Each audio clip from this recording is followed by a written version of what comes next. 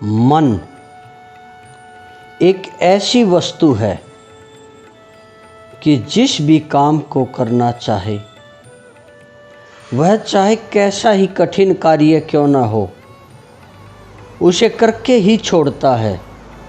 यदि मन दुख को सुख मान ले, विष को अमृत मान ले, तो सचमुच ही वैसा ही हो जाता है।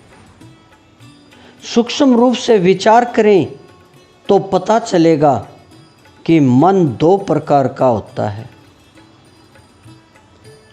आंतरिक मन और बाहरी मन।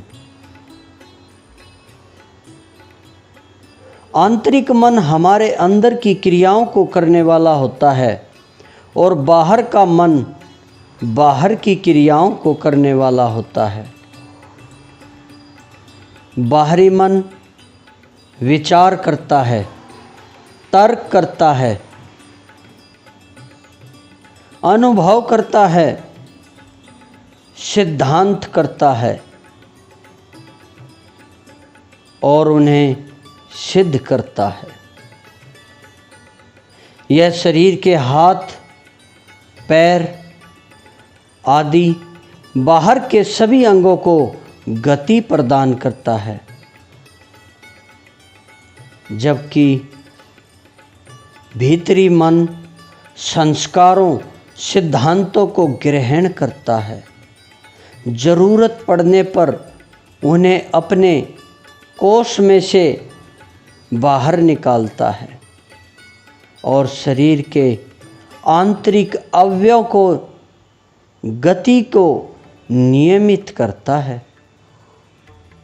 आप सबको पता है कि हमारे शरीर के अंदर रुधिर या कहें खून रात दिन घूमता रहता है, हृदय निरंतर धड़कता रहता है, पाचन क्रिया के अंग आहार में से सारा खींचकर शेष को मल के रूप में बाहर निकाल देते हैं।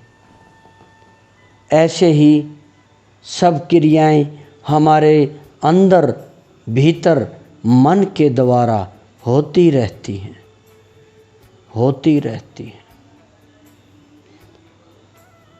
हमें इस बात को भी भली भांति जान लेना चाहिए कि आंतरिक मन बहुत ही कोमल और संस्कार ग्राही है और बाहर का मन स्वतंत्रता प्रिय है और स्वतंत्र कार्य करने वाला है।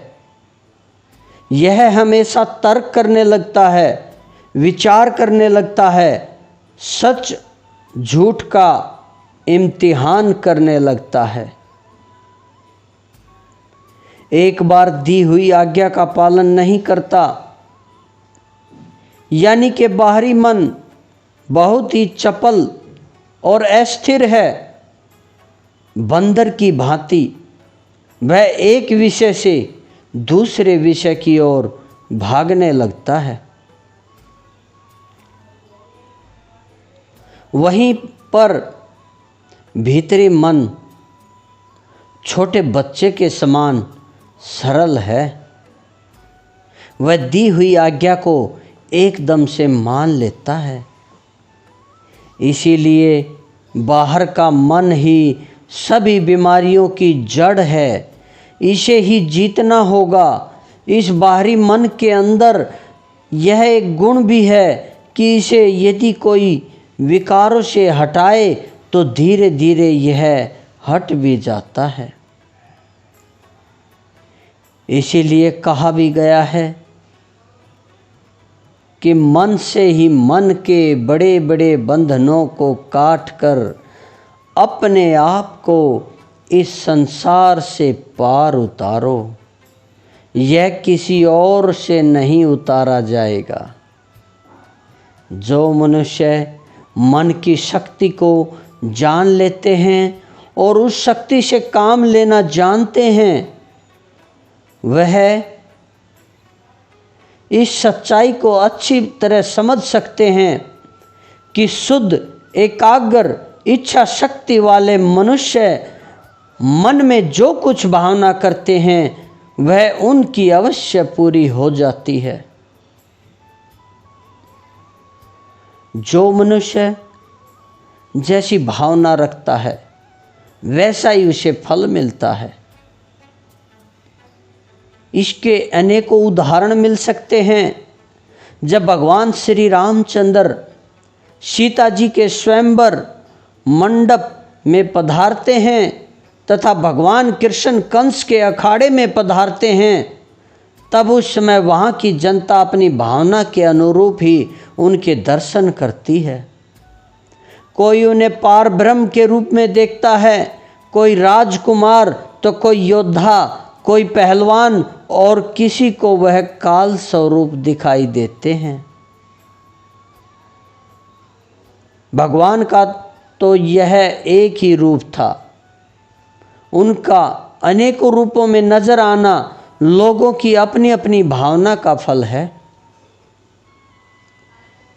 एकलव्य नामक भील ने वन में बैठे ही द्रोणाचार्य में गुरु भावना की और धनुष विद्या में पारंगत हो गया।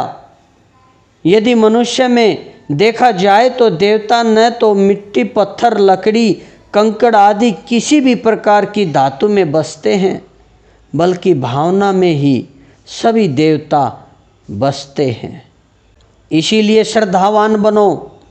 जिनकी जैसी श्रद्धा होगी वैसा ही बन जाता है। जो जिस प्रकार की भावना के साथ कार्य करता है उसे वैसा ही फल प्राप्त हो जाता है। हमारा संसार हमारे अंदर की भावना, चिंता या विचारों का ही रूप है। जैसे हम हैं वैसा ही हमारा संसार भी है। यदि देखा जाए तो हमारे विचार या भावना दो ही प्रकार के होते हैं, भले या बुरे। बुरी भावना से हम अपना और औरों का बुरा करते हैं और भली भावना से हम अपना और औरों का भला करते हैं।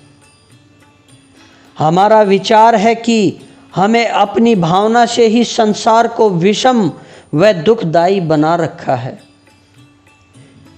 इसीलिए यदि हम समान रूप से जीवन जिएं तो लगभग सभी दुख, चिंताएं समाप्त हो जाती हैं।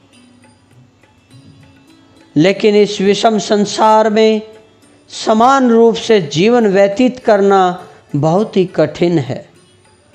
इस संसार में जहाँ चारों ओर द्वंद्वों का जाल फैला हुआ है, चारों तरफ वासना का राज्य है, उसमें समानता कैसे प्राप्त हो? यदि कहें कि इन द्वंद्वों के जीतने से समानता हो जाएगी तो फिर जो मन के भीतर भांति भांति की वासनाएं हैं उनका क्या किया जाए? उन वासनाओं को जीतने का क्या उपाय हो सकता है? क्या इस विषम संसार को यूं ही रोगों, कष्टों आदि के साथ जूझते हुए पार करना है? क्या इस संसार को टेंशन, ब्लड प्रेशर आदि के साथ जीते हुए अचानक ही हार्ट अटैक के साथ छोड़ जाना ही आपका लक्ष्य रह गया है? यदि नहीं तो करना होगा अपने मन पर पूर्ण रूप से नियंत्रण, चाहे वह बाहरी हो या आंतरिक, करनी होंगी। नियमित रूप से यौगिक सूक्ष्म क्रियाएं जो हमारे प्राचीन ऋषि मुनियों की देन हैं, जिनके द्वारा उन्होंने पूर्ण रूप से निरोग व स्वस्थ जीवन प्राप्त किया है। ओम।